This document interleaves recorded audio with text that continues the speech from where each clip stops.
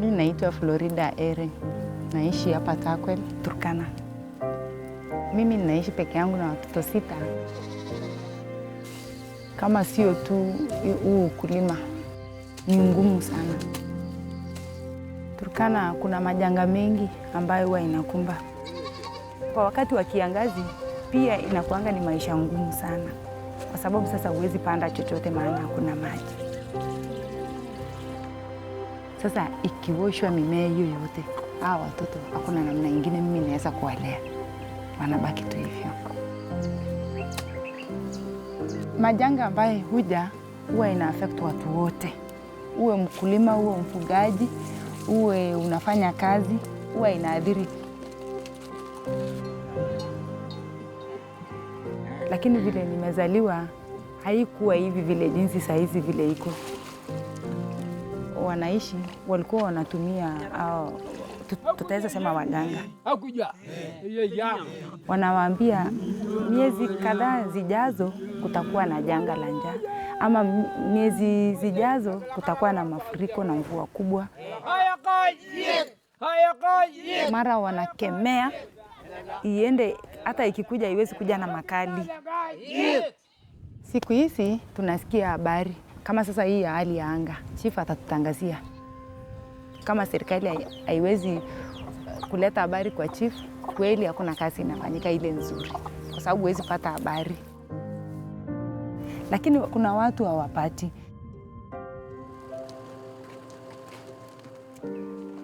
Early warning is a human right. It is the right to information.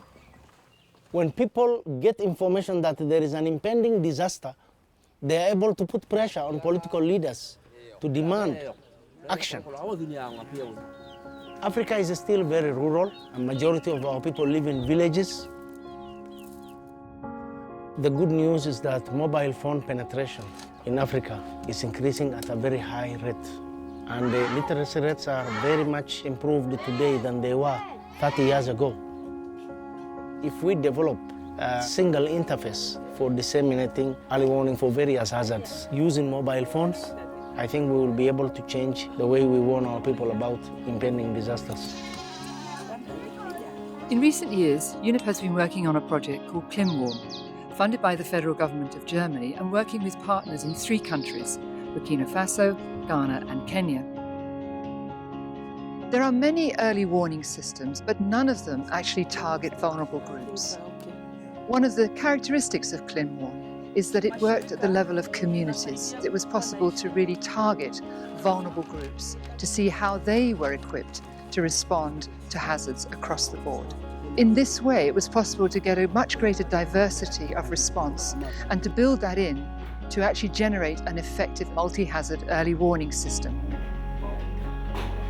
The ClimWarm prototype is a web-based multi-hazard early warning system that is available online, but it can work on different platforms, even on mobile phones. The prototype is based on a number of interlinked modules. One module monitors weather hazards. Another module describes vulnerability, which is the ability of the communities in particular areas to respond to these hazards. Now, these two combined form the risk assessment relative for each of the administrative areas and towns. So it links all these to a communication module which issues warnings for extreme situations through SMS as well as email to anyone who should receive the information for a particular area.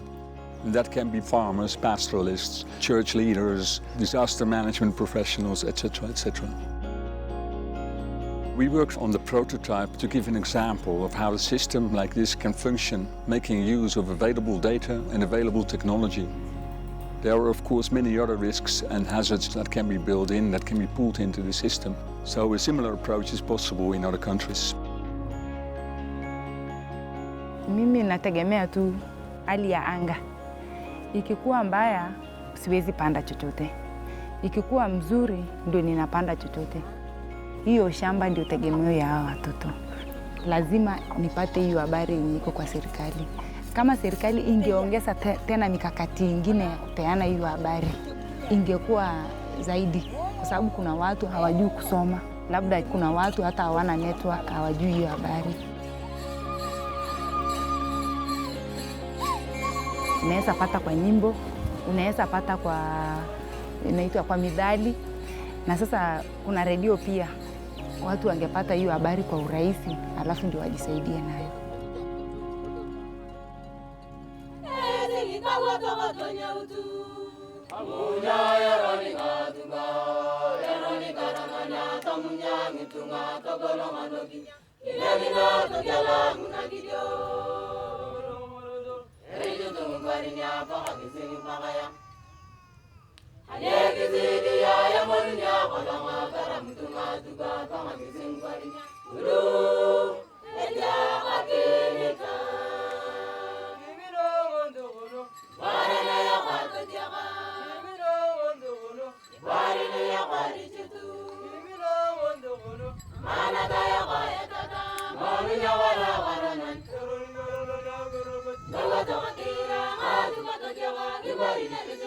Mana